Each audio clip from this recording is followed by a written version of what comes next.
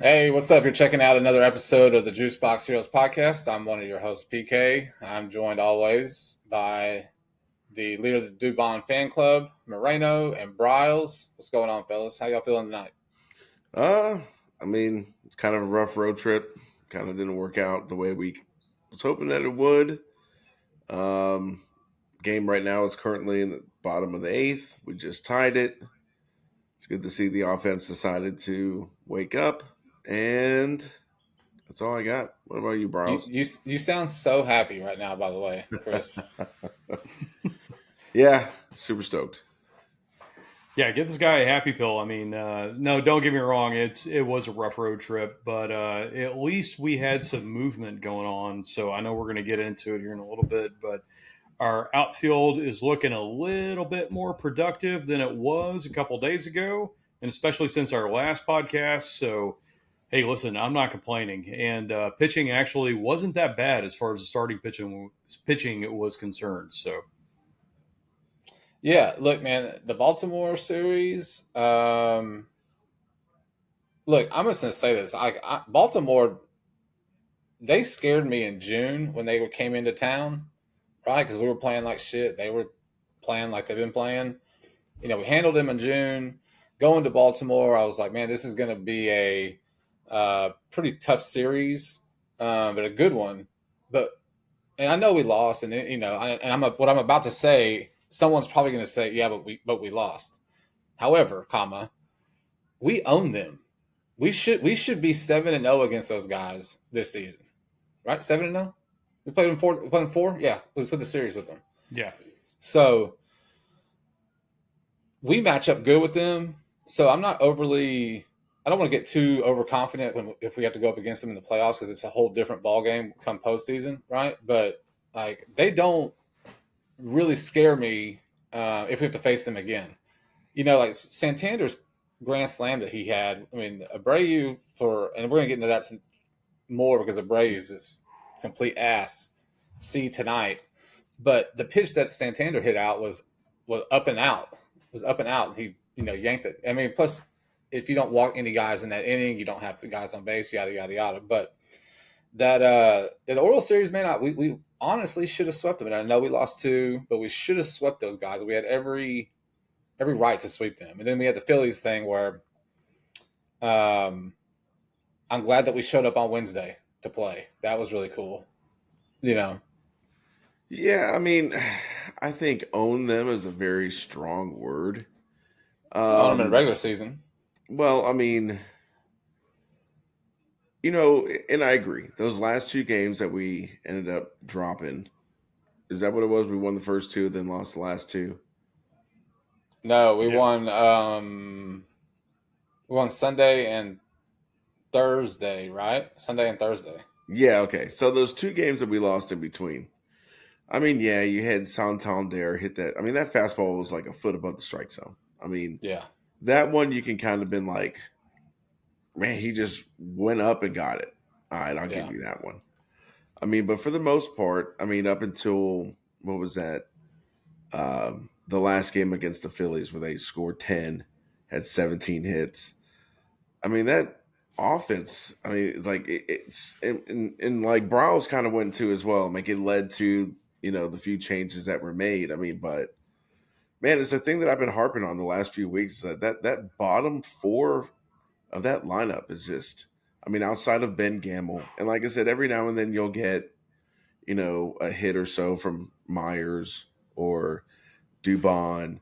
But that bottom four of the lineup is just, God, it's tough to no, watch it's at it's, times. it's ass. It's complete It's ass. tough to watch. Like you said, the pitching looked really good. Um, it's just, and I get it that those two games against the Phillies that we lost. We got, Philip Wheeler and we got Aaron Nola. Okay, those are their two best pitchers. And really like, you had JV make one mistake pitch that he made, and it just ended up being what, a 3-run bomb, and that pretty much did it. Mm-hmm. Yeah. So like the pitching didn't look terrible. But it's like, man, it's like at times the lineup like reminds me of the beginning of the season where they'll go out, they'll score 10 runs, And it's like, okay, then you look at tonight. I mean, you up until we're still in the bottom of the eighth. I mean, Yeah, you up had until the 7th tonight.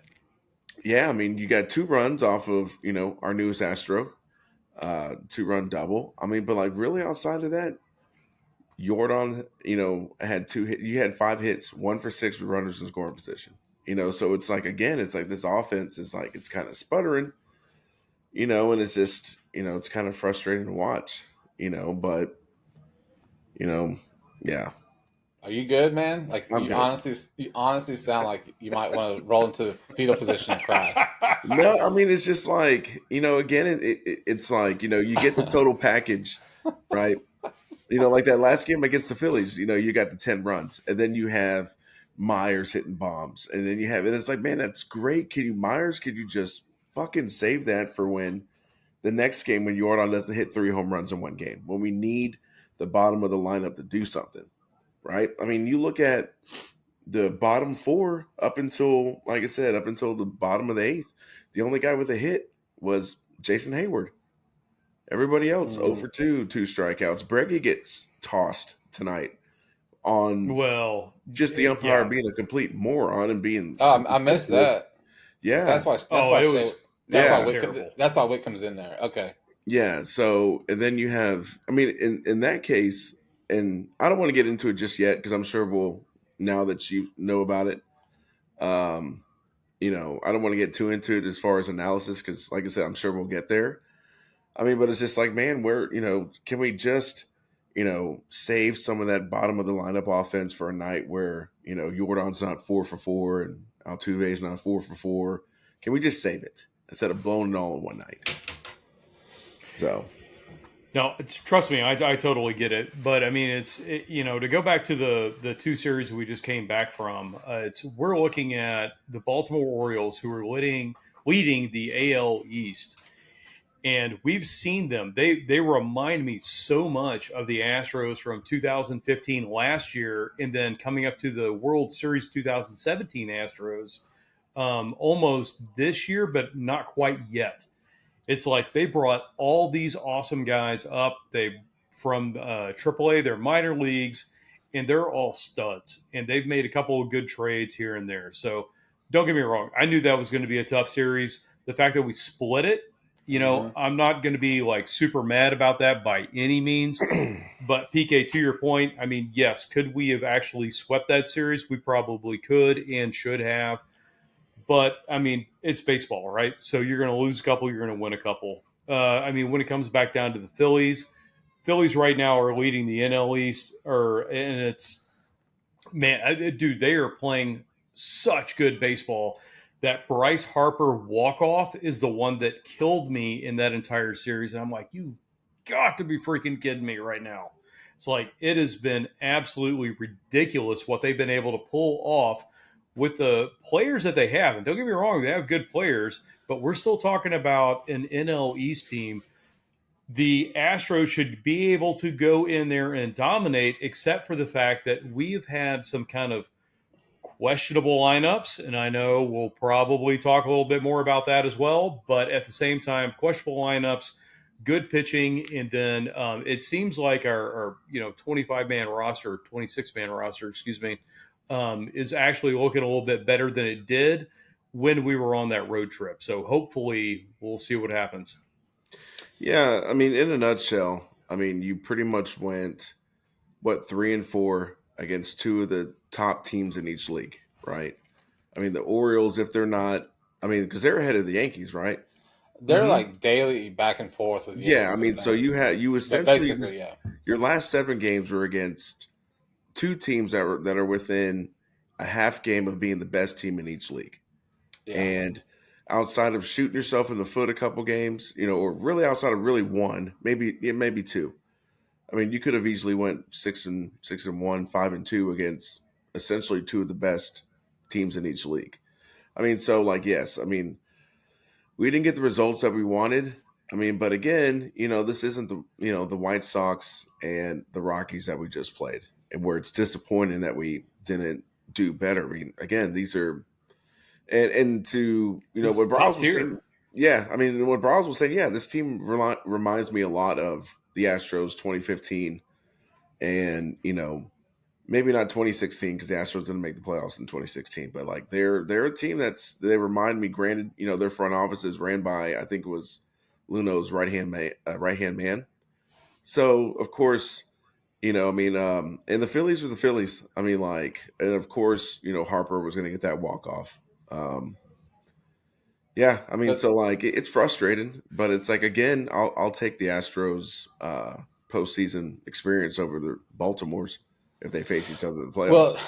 well, going back to Harper, like the game that he had his walk off on, they were talking about how much he's been struggling since the All-Star break, and he's done. They showed a clip. I forget. I think they were playing the Royals. I think, and he tried 3 different batting stances in one game, trying to figure out his swing in the middle of a game, right? And Who was that? Harper. Oh yeah, sorry. Whitcomb just walked, so now it's 4-3 Astros.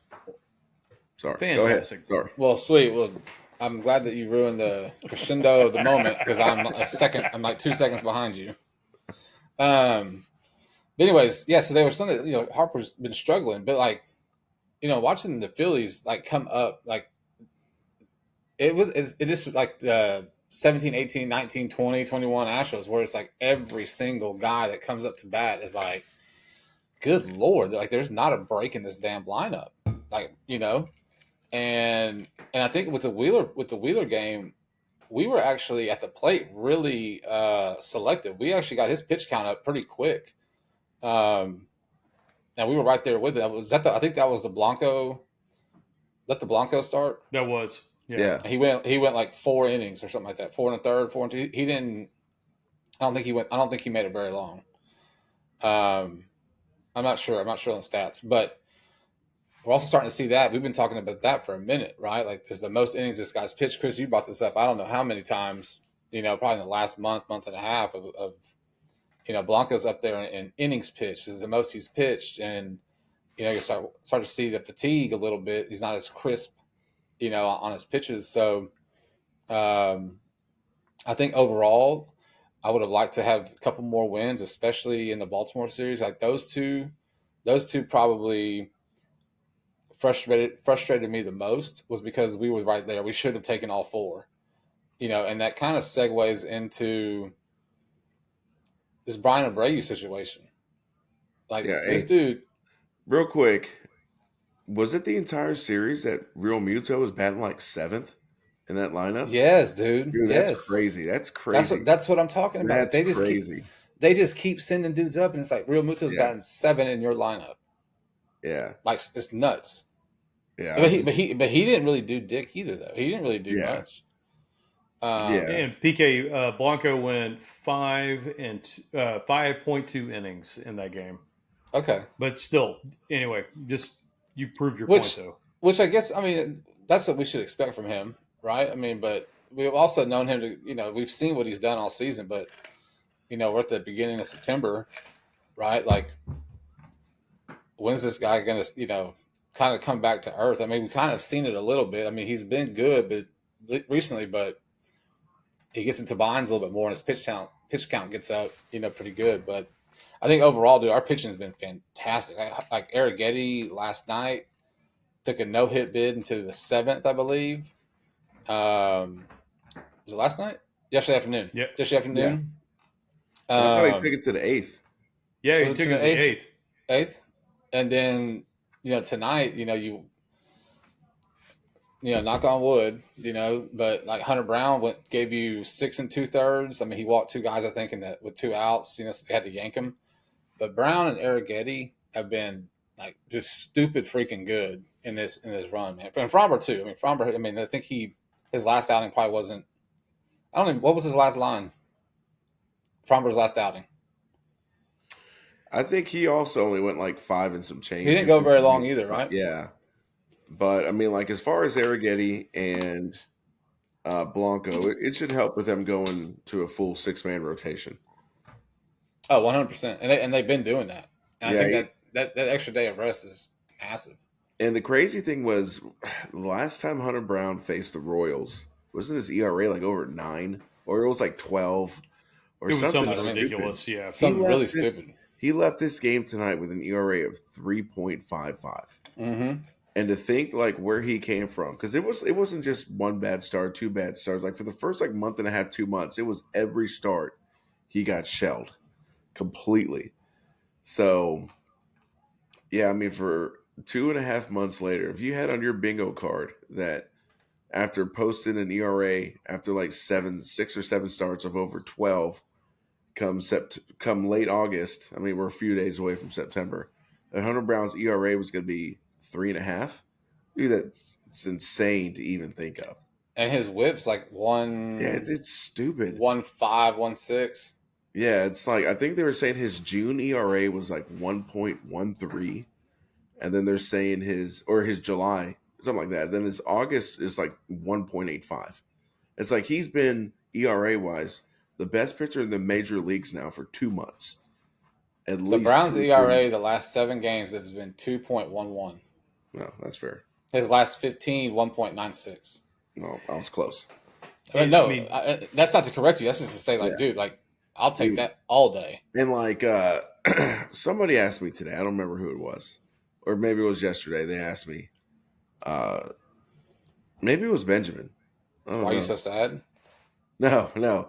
He was asking me who I would start. Game one? Yeah, like he was like, Dad, when they make the playoffs, who would you have start game one? And I was like, I know who they would have start. You know, it's going to be Fromber or JV, probably JV. But man, I almost say you roll the dice and go Hunter Brown 1. Go Hunter Brown 1, have them go up against their best pitcher, and then you follow up with JV or you follow up with Fromber.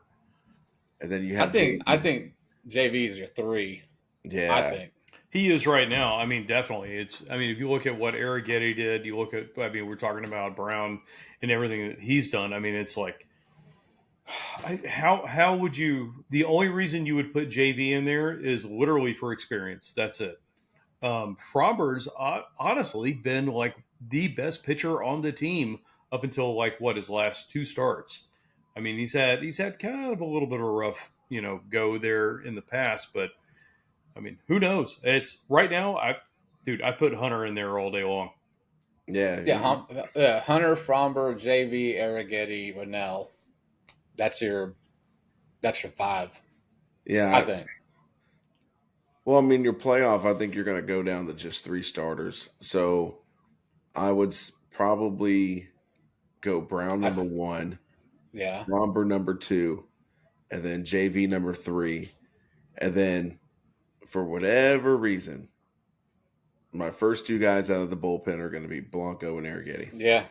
And you pretty much use them as like, you're going to use them as your workhorses to get to.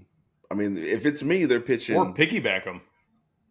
Yeah. You could do that like in a. Start them. Do a Rennell, you start, you get 3. Arrighetti, you get 3. It's like you bring in like Taylor Arrighetti. Scott. Yeah, you bring in Arrighetti, and if he's dealing, you let him go 6 through 8, 6, 7, and 8, and then you hand the ball over to Hader, and you don't even give Presley a chance. You don't even give Abreu a chance. I forgot we got Hector Neris, so we can throw that motherfucker back in too. Yeah. So I mean, it's like, and I don't know. That's probably a pretty good segue.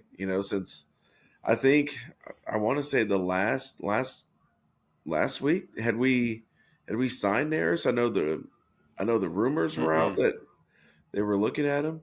So in the last week, we've signed Hector Neris, and we've brought in Jason Heyward in the last week. Give me one more. Who else? Ben Gamble. Oh, we talked about Ben Gamble last week. Oh, we did? Okay. I did. I didn't think so. I did. Pretty sure I did. Lo siento. I don't think so. That's cool though. But now we are. Yeah. So now it's out there. But anyway, we get 3. So PK, Bryles, what were y'all's initial reactions to bringing back what's his name, Neris and Jason Heyward? PK, take it. I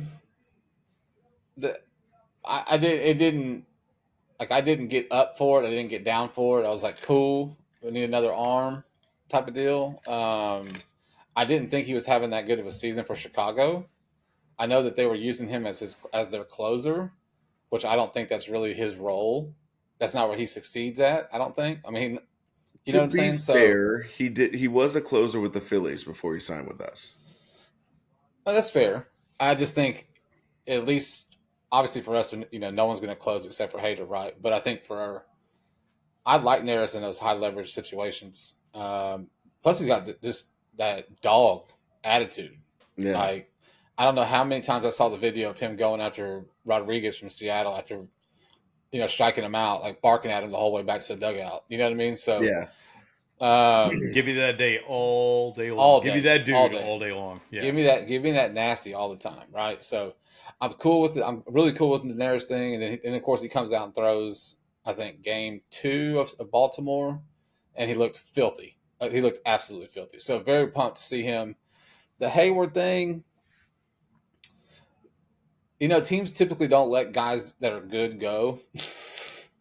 you know, and so I know he went. He had a double tonight, RBI double tonight. He's the plus defender, right? Like you need that. Like that's what he is. Again, I'm not. It's not a hell yes, we got Jason Heyward, but I'm not mad at it either. I think I'm more annoyed with the fact of why did we go get another right fielder and where the hell is Kyle Tucker? Yeah, you're 100% right on that. That was kind of a red flag, like when they signed Hayward. But at the same time, I mean, if you look at the outfield production that we've had, it's like Hayward's better than what we've had. So Yeah. I get it. Betts came off the IL or whatever for the Dodgers, and then we went and scooped him up. Great. And trust me, whatever production he can give us, whether it's center field, right field, left field, who cares? He's in the outfield. He's doing better than what we got. Yeah. But to your point, Tucker right now, what is going on with that? I mean, we're talking about, they were like, oh, he fouled 2 balls off his shin. It's a bone bruise. Yeah, that wasn't a bone bruise. You don't go that long on a bone bruise and then all of a sudden you can't play baseball again. So if we see it, and not only that, Dana Brown, how many times has he changed directions on when Tucker's going to be back? Or even Espada. It's like every time somebody asks him in a post-game interview, oh, well, when's Tucker going to be back? What's his rehab status? Yada, yada, yada. They always speak in like these vague, just like nonsensical like words or whatever. It's like, well, maybe next week. Well, maybe the beginning of September. Well, we'll see what happens. We'll just go ahead and let him work it out, when he's in the field. It's like, so yeah, I have no idea. Well, tonight on the broadcast, Chris, before you get into your thing, tonight on the broadcast, they were talking about now they're monitoring how his body reacts after the workout. Like he's running sprints, he's doing he's good doing his baseball activities. Now they're monitoring how does his body react to said baseball activities. So that was on the broadcast tonight. Yeah, all I was going to add was that they showed him fielding balls in right field and throwing home. I'm not a doctor. He looked pretty good. But I swear to God, if I go to that Space Cowboys game on Saturday and he's making a rehab start there, I'm going to lose my mind. Because I'm tired of having to wait 20 minutes to get out of the parking lot because everybody and their grandma is going to the damn game. Well, for the greater good, hopefully he is making a rehab start on that Saturday game. Well, just to update everybody, we did get the dub tonight. There you go. Yeah. And it is Loperfido, RIP, bobblehead night, and on Saturday. So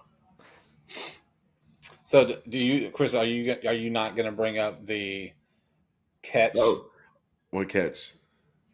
The catch. Oh, the Astros. The catch. Yeah, the 130-foot track down of the ball, face plant into the wall catch. Yeah. So I walked in yesterday morning, and David was like, he kind of gave me that look that he does, and I already knew it was coming. And he was like, "Oh, did you see that Dubon catch?" I'm like, "Yeah, I thought he got hurt. I was excited. Maybe he go on the 15-day deal. Maybe we can sign somebody." And I mean, it was a good catch. I mean, I honestly didn't I, think he was going to get it. Like, I mean, I like was just hoping. seriously. I'm like, God, I hope he doesn't dive headfirst for this because he may Oh break his yeah, neck. So, I mean, it was a good catch. I'll give him that. It was a fantastic catch. I'm glad he didn't get hurt. Obviously, I'm not rooting for nobody to get hurt. yeah. Hell of a catch, though. So I'll give him No, that. it was pretty impressive. Pretty Yeah. impressive. Then he had, was it him that robbed a home run or scaled the wall recently too? He did no in the Arrighetti start on Wednesday. He did Who made make it? he made some type of game no hitter save and catch. Yeah. So yeah, good for him. You know who else did that? Dwayne Weiss for Mark Burley. Whatever.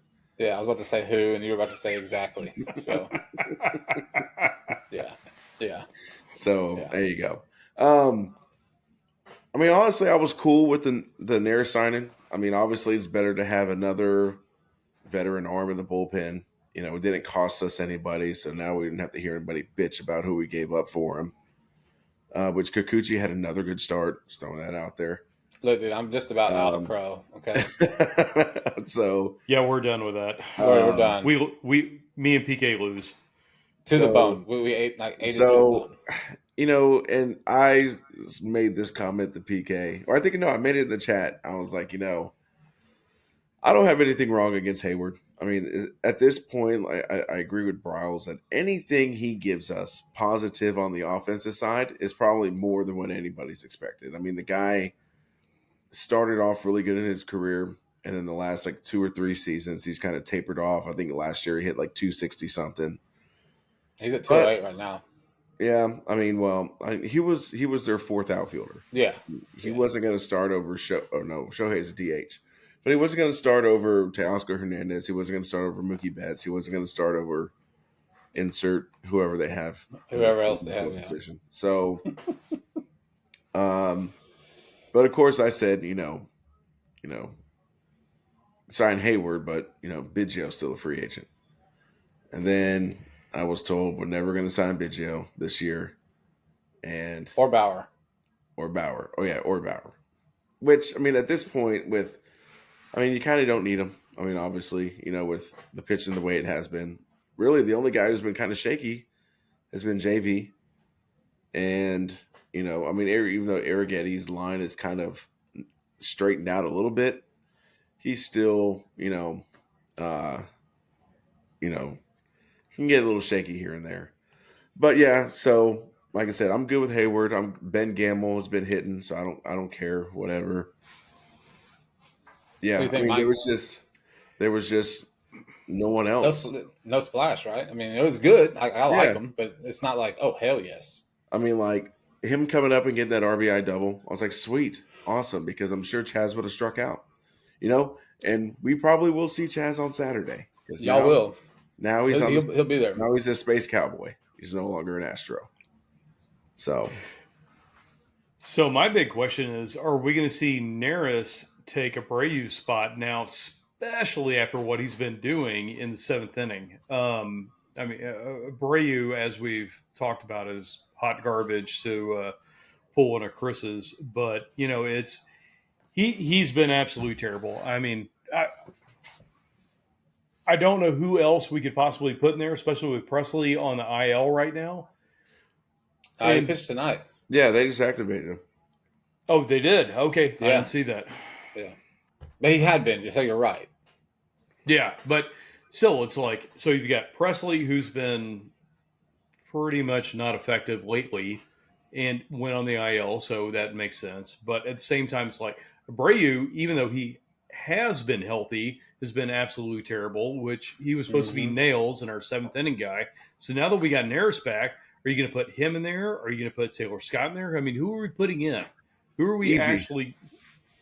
Easy. I'm not pitching Presley unless we're either up or down by 6. That's his new role. Okay. I don't think so. Why not? I mean, I think at this point, it's hard to trust either one of those guys, Abreu or Presley. But Abreu has been like complete garbage, dude. Abreu's been streaky though, because like what'll happen is he'll have like 2 bad starts or 2 bad, appearances. And then he'll go his next 5 or 6 and just mow people down. So now you're like, okay, he's figured it out. And then he'll have 2 Well, bad appearances. let's talk Yeah. about So, beginning but of last year, though. I mean, he had a bad 3-month start. yeah, So, I get it. But like, So you're saying right now, if we go into the postseason and we're facing and we're facing any team, it don't any matter. team. It don't matter. And then Presley, Presley's not you're coming gonna be in. okay with Abreu going out there. You're okay with that? Yeah, he's on a short leash though. Like if he goes out there and walks 1, I'm warming up somebody else. But the thing is too, you look at Taylor Scott. Again, and he's another guy who's kind of reaching the furthest he's ever gone in a season. Mm-hmm. So he's been kind of shaky of late too. So the way I see it is playoff, and and if we're in the You playoffs, got Caleb Ward too. yeah, Presley's not pitching unless we're up or down by 6. He's that guy. So I feel like you have enough guys that you can go to that they won't get overexposed. So especially if you've got Blanco and you have Arrighetti coming out of the bullpen for long relief.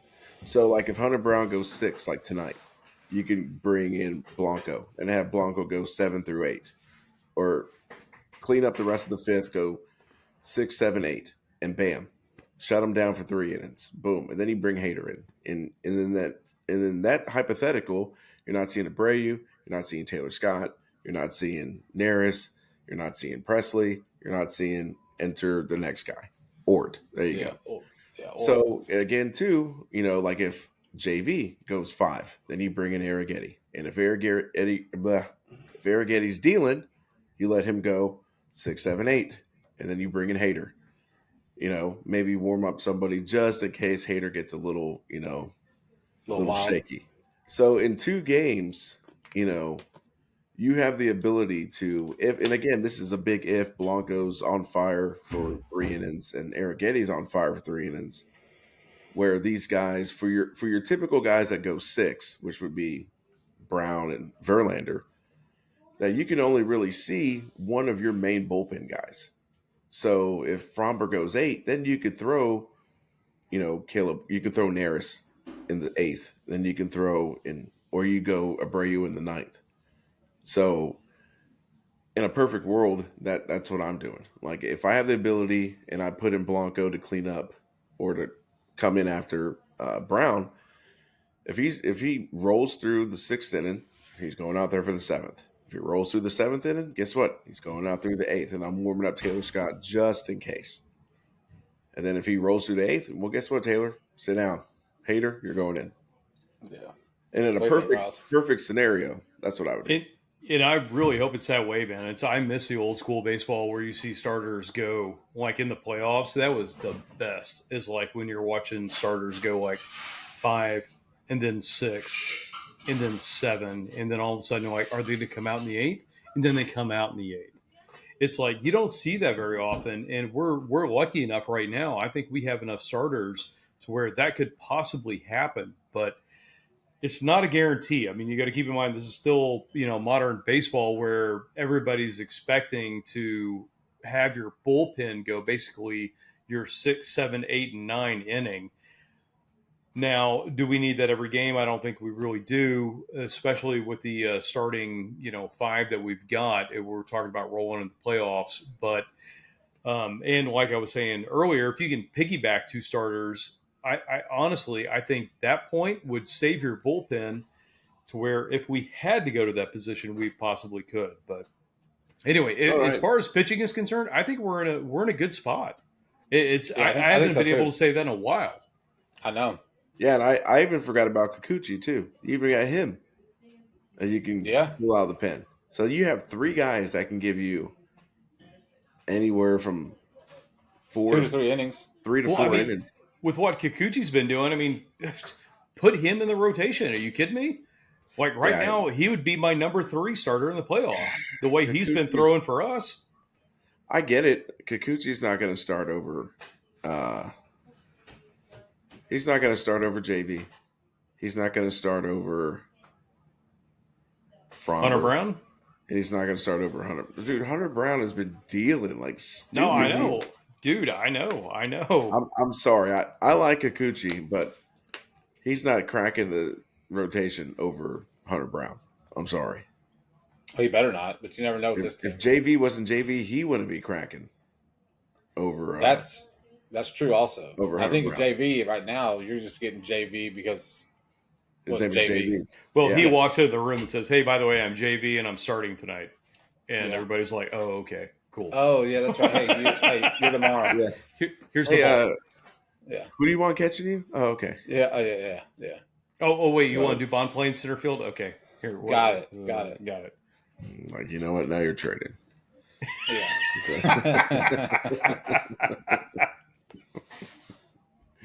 Like, you had me until the bond. So Yeah. Sorry, man. All Had to do right. it. So last week we discussed the circle of trust and bringing that back. Y'all ready to wing it? See what you got? yeah, because we don't prep for any shows. Absolutely, we're gonna wing it. No. All right, Bros, you want to kick it off? Or Miranda, I don't really care. Either one of y'all. No, I'll let Circle Chris of do trust. it. All right. So offensively, anybody batting 1 through 5, unless there's a day off. So if there's a day off, that could be 1 through 4. So, but if I had to name 3, I mean, like, now are we doing this like outside of the big 3, like Jordan, Altuve? Yeah, this would be. So we're talking about three new three- guys. 3 new guys invited to the keg party. That's right. Okay. You got the guys hosting every week, so we need 3 new ones. So do we actually christen who's actually there now? Because I know it's Jordan, Altuve, Bregman. I think Pena's in there. Has Diaz been officially christened to the frat party? He did make it. He did make it 1 month. Yes, he's still in it. He's still there. I mean, I would. He brought a bottle to the party, so he's good. Okay, so me personally, I know like his numbers aren't super flashy, but man, I really like Shea Whitcomb. I really do. Like, he can come as like a school visit, like in the college football game, Like a recruiting visit. He can come for a recruiter visit. I mean, it's just Caratini. I think Caratini's definitely in my circle of trust. That dude's been. Dude, I like that dude, man. Yeah. He's like clutch off the bench. Like it's like he just has good ABs, man. Like, I like him. Yeah, so I'd probably go with him. Caratini, Whitcomb can come visit. I mean, Gamble's starting to get interest, but he's got to keep up. I mean, again, he's not going to hit 368, but.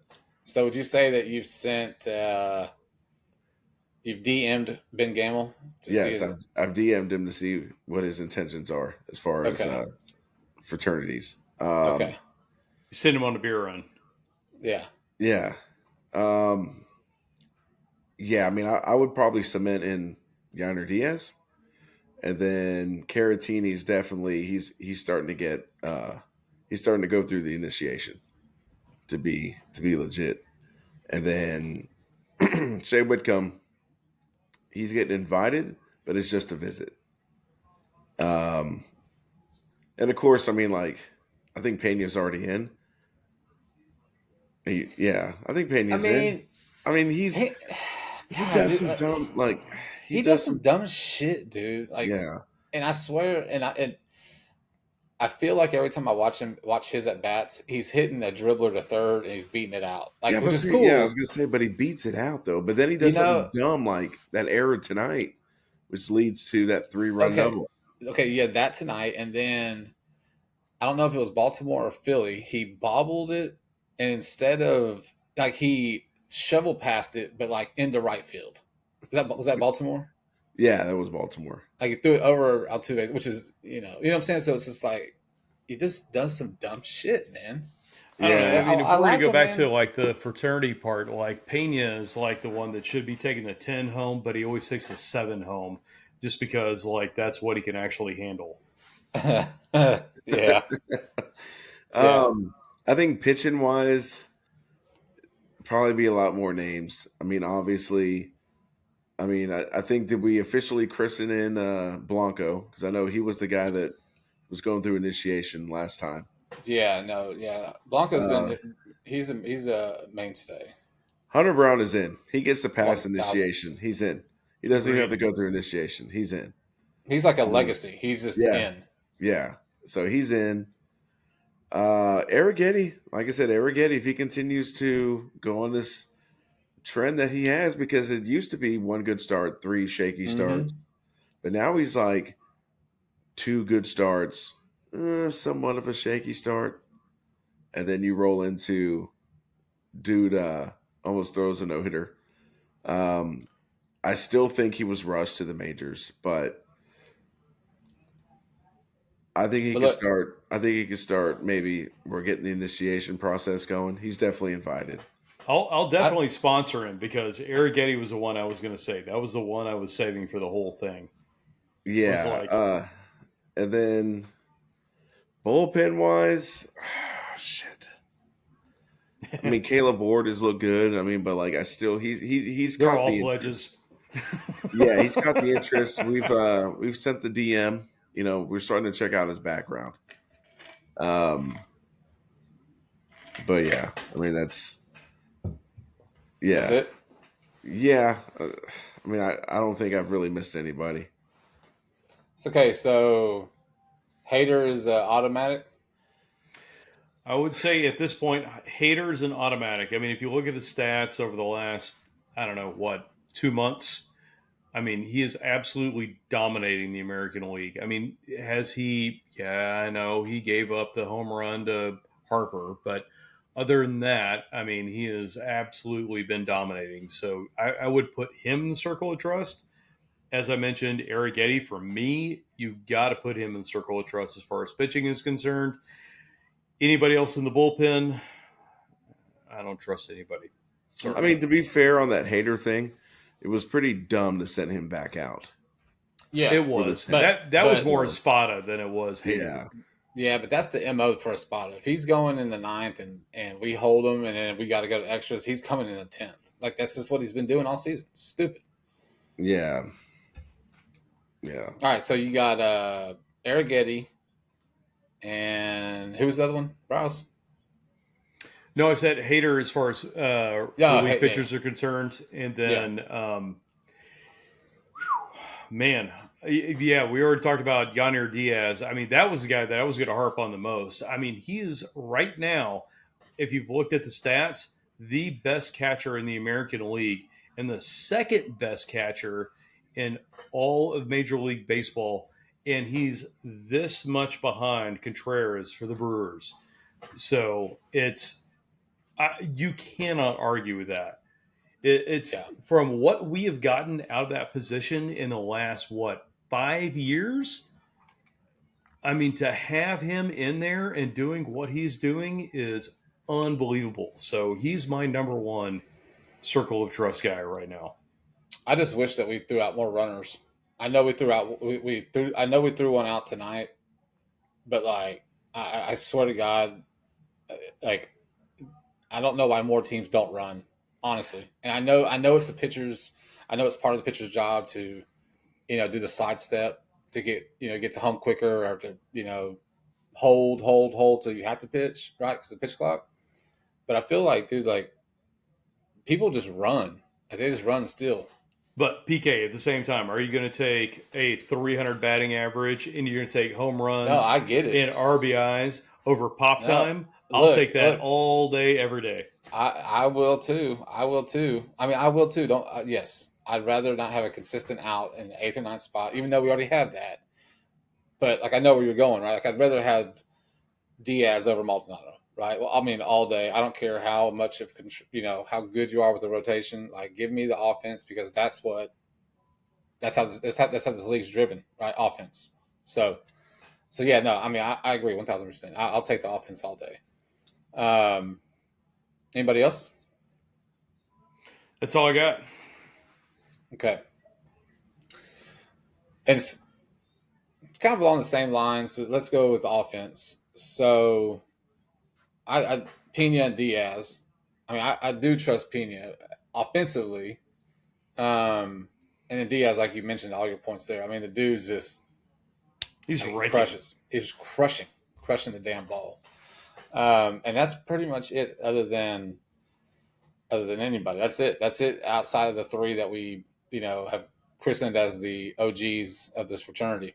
Um, Relief pitching. I know that it's only been 1 or 2 outings, but like I like Hector Neris. I I trust him to come out and do his thing. I think he's pumped to be back on a team that's actually doing something. Comfortable clubhouse. So I like him. I mean, Hader, of course, because Hader's was it last 7 is 0, 0, 0. Aside from that home run, which wouldn't be 0, but the point is that he's been nails down there. Taylor Scott's kind of moved out. I think we had him in there at 1 month. He's kind of backed his way out. I think he's just kind of mostly because he's just kind of come back down to earth, right? This is the most he's ever pitched. People got a book on him. See, relief. What am I missing out? Starting. Hunter Brown's made his way back in. Arrogay's made his way in. I think, like Chris, you said that we rushed him to get up here mostly because we had no other freaking choice. We had to bring this guy up because we just didn't have no other arms, right? Yeah. So if you're doing baptism by fire, I'll take. And granted, I'm about to say this knowing that he's had several good outings recently, right? However,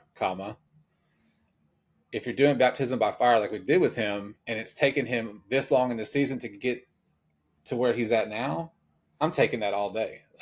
And if you go back to one of his starts at Fenway, Arrogati's, he struck a guy out looking and was barking at the batter because the batter was arguing balls and strikes with the umpire, and he was like, "Oh yeah, no, that was a strike," on his way back to the dugout. So he's got a little bit of fire in his ass too.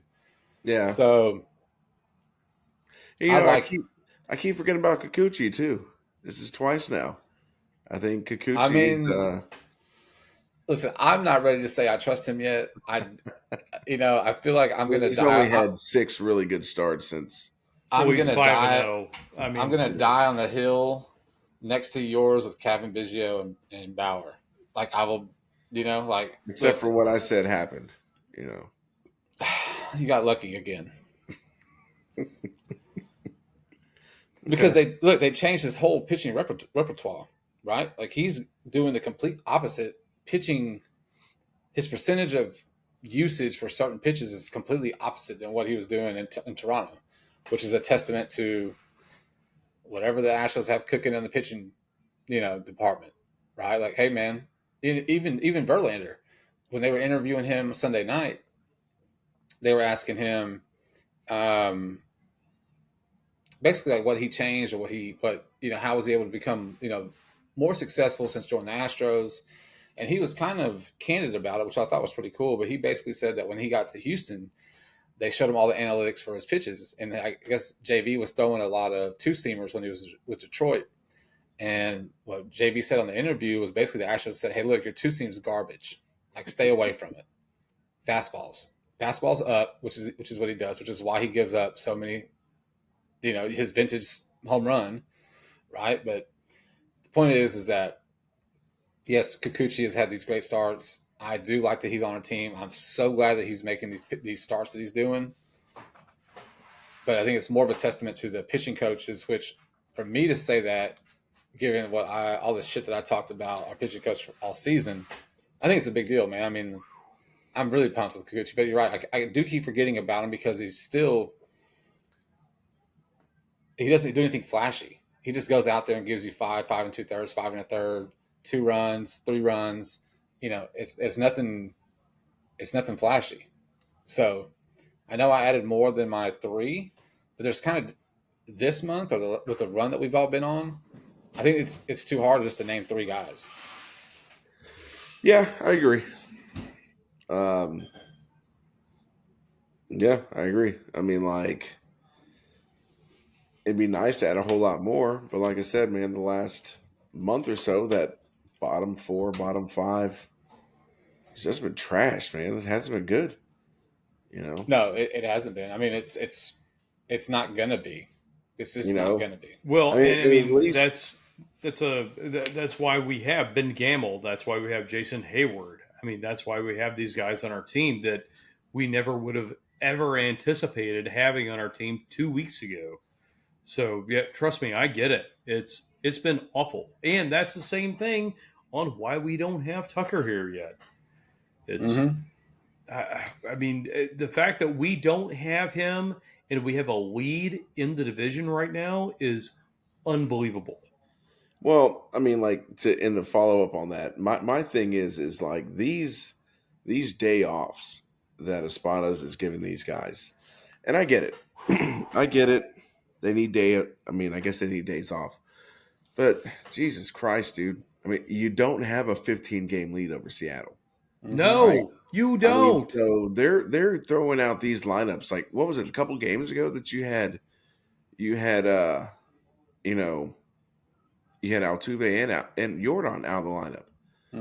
And it's like, dude, Seattle's 3.5 games back. And go get them. Go get them, boys. Yeah, and it's like, it'd be one thing if this was like, like you had, this was like 2-3 years ago when you had a 16 game lead in a division. So you're just like, okay, man, we're just going through the motions, until we wrap up the season. But it's like, man, Seattle's 3.5 back. You can't be sitting Jordan. You can't be doing all these like, because there's no wild card. I mean, as of this point, it's either you win the division or you're done. And this consistent of like, I mean, and to wrap everything up, your bottom of your lineup's already terrible. So then you're going to throw in giving Altuve a day off or giving Altuve and Jordan a day off. And it's like, dude, again, you don't have this massive lead where you can put together this quadruple A lineup. Well, and to your point, they're not doing this like while we're playing the White Sox or the A's. Thank you. Or like the Rockies. We're talking about playing the Phillies, and I mean it's like the top Baltimore and Kansas City. Exactly, like the top teams in baseball, and it's like now you want to give them a day off? Come on. Yeah. No, look, I mean, clearly I don't play 18 games in a row, 18 days in a row like they do. I mean, obviously, I'm sure it is taxing, but it's taxing on everybody in the freaking league, right? Like. And like you said, I was going to say the exact same thing, Riles. We're not playing these bums, out in Oakland, or Miami or Chicago. Like these are the top teams that we're going to probably see in the playoffs. So like we need these wins. And like you said, Chris, like we're only up 3.5 games. We don't have a big ass lead. No, we don't. And anything can change. I mean, just like we went on the run, Seattle can go on a run. I don't think they will. I hope they don't. Right, but. You still have to maintain a lead and capitalize when you have the opportunity. I mean, how many, what was it a few weeks ago where I don't think we had passed Seattle yet, but we were matching wins with them and losses with them for like, I don't know, it felt like a week, and so like that shit can happen. Man, I mean, Mariners are playing the Dodgers, I think, or they just finished up with the Dodgers yesterday, I think. I can't remember. But you're right, man. Like, these days off, like, pick and choose when the right time is. We don't have a cakewalk going forward. No. I mean, if you look at the rest of the schedule, I mean, it is a lot of playoff contenders. I mean, don't get me wrong. It's mixed in with some, mediocre teams. But at the same time, there's a lot of really good teams in there. So they've got to actually step up, stop doing this stupid rest day stuff where you're like, Chris, you were saying, it's like, stop putting these guys off on consecutive days on rest and actually put a good team out there to field and try to win a game.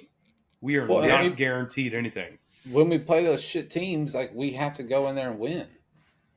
And you can't, I mean, yeah, you can expect to win with whatever team you put out there, but when you put the, half your lineup's a B team, right? Like, you got to, those shit team series, like, you have to capitalize on them. You have to win the series. Sweep or win the series. You have to. Yeah, I mean, like, and here's the thing. Regardless of, I mean, more than likely, you're going to finish as the lowest record of the division winners, regardless, right? You're still, even with the win tonight, you're still like 6.5 behind KC, and you're like almost 9 or 10 behind the Yankees and Baltimore. And you're probably close to that behind the Indians as well.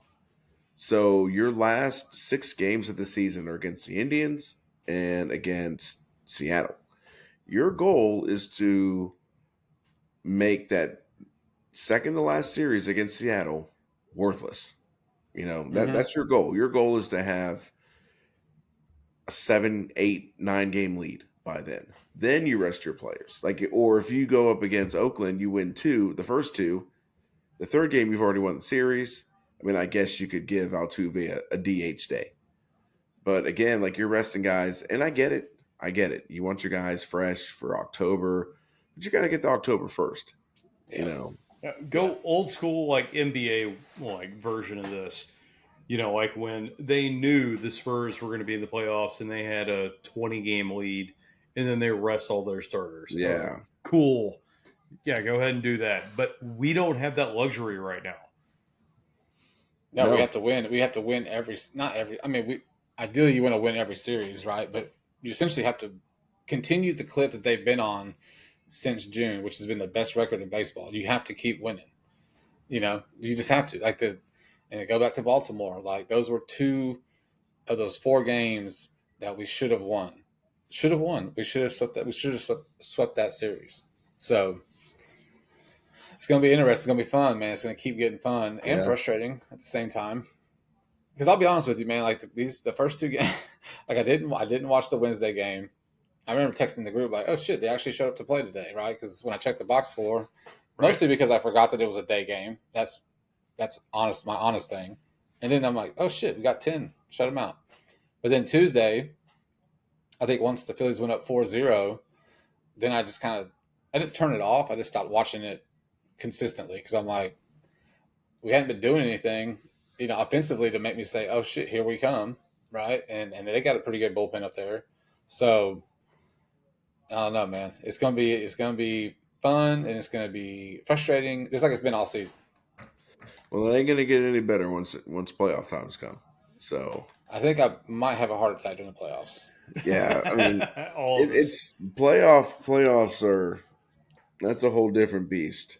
That's gonna be, I have to distract myself with something while I'm paying attention to it. Otherwise, that's the games. Those are the games where I'm hanging on every single pitch. Oh no, every single pitch. So, even more so than the regular season. Because right now, like tonight, for instance, it kicked off the college football season.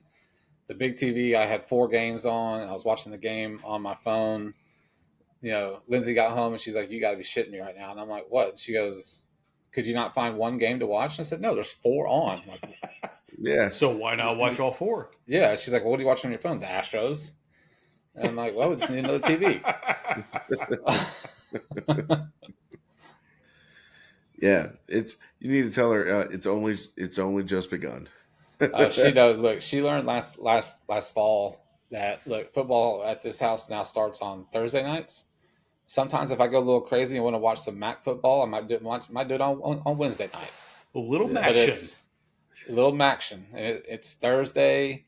It's 7 hours of uninterrupted football on Sunday. It's just on. It's just on. Yeah. No, yeah. I mean, it's about to get very hectic. It's about to get pretty awesome. So it's about to be. So, all right, boys. So where are we at as far as this upcoming series that we've got coming on and the rest of the weekend? What do you think? So we got 2 more against KC? What's today? Friday? Yeah. No, today's Thursday? Yep. Yeah. Thursday. No, then we have to play a 4-game 3 series. Oh, shit. Okay.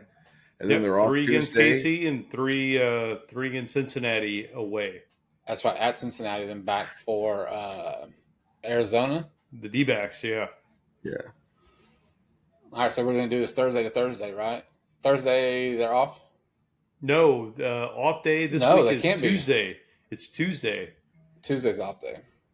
It's weird. They're in Cincinnati. They play Monday, off Tuesday, Wednesday, Thursday against Cincy. Okay. All right. So we got great. 1. So we won't miss an Astros game for practice on Tuesday. Nice. Okay. So I'm going to go 2-2 over the weekend. Kansas City. We'll split the Kansas City series. Okay. Then Cincy. I feel like we should do 2 out of 3 on All right. Cincy.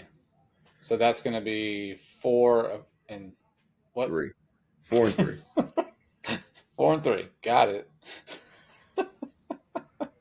Which is, I'll take it, but I'd rather go 5 and 2, but I think 4 and 3 is pretty realistic.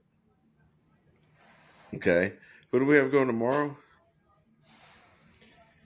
Who pitching that 100 rounds? So probably Fromber. Please. No, Fromber just pitched, so it can't be Fromber. Andrew?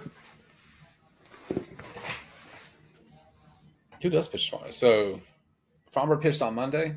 Internet's being super slow. Fromber pitched Monday. Yeah, I think so. Ronell went on. No. Did Ronell go to? No, Ronell went Sunday. Kikuchi's JV? tomorrow. All right, so we got Kikuchi tomorrow. Who we got Saturday? Fromber was Saturday. It's got to flip back over. Jesus Christ. Come on, Andrew. Not was. Is. We need the is. Ah, man. So Just give me the record. Go ahead. You had 4 and 3. I'm gonna go. All right, so tomorrow is Fromber. Fromber's going tomorrow. Kikuchi's going Saturday. And Blanco's going Sunday. That's a very winnable. That's an easy 3 and 1. I'm gonna go 3. I'm gonna go easy 3 3 and 1. Okay. I'm gonna go 3 and 1 against the Royals. Okay. And then everything's TBD for the Reds. But it's Cincinnati. Yeah, but Cincinnati's not as bad as you think. I mean, I'm not saying they're bad, but we should still handle them. we should. So I'm going to go 3 and 1 against KC, and I'm going to go 2 and 1 against Cincy. So I'm going to go 5 and 2. Okay. I'm very close to that. I'm 3 and 1 with KC. I agree on that because I think we have the pitching up against them. Although I think KC is one of the better teams in the American League. As far as Cincinnati is concerned, right now they're on a downstroke. I think we sweep them.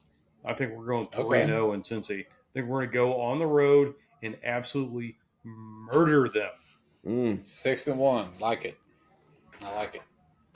Right? Yeah. Yeah, 6 and 1. 6 and 1. So Bryles is 6 and 1. I'm 5 and 2. You're 4 and 3. Yeah. The only thing that kind of makes me nervous is that the last 2 seasons, man, you look at these teams that we should go in and just beat the dog shit out of. We've always kind of stumbled. Always play down, dude. We always play down. It's so frustrating. So that's the only thing. Yeah, no, you're right. You're right. But at the same time, I'm not going to fade. I'm saying we're No, going to sweep you're right. Cincinnati. Yeah. That would be. I do. They're on a downstroke. Don't get me wrong. They're not playing good baseball right now. I mean, when have they really in the last 10 years? No, they've been A playing few good times. baseball all season. I'm talking about the last 2 weeks. Yeah, they've they were. I mean, a handful of people at the beginning of the season had them as one of the sleepers. Their problem was, like us, they ran into a lot of pitching injuries. But unlike us, they didn't have the veterans and the, shit to put it together. Everything else? Yeah. I mean, their farm system's a lot better. No, well, that's because they pick high in the draft consistently. I mean, I hope they would. Yeah. Well, I like it. All right, so we got 4 and 3, 5 and 2, 6 and 1. Andrew, mark that down. We'll see. We need a graphic for like a championship belt graphic for the winner for weekly predictions. Each week. Yeah. Andrew, get on it. That's your freaking homework. No, you don't. So yeah, I think that kind of wraps up this episode, man. We'll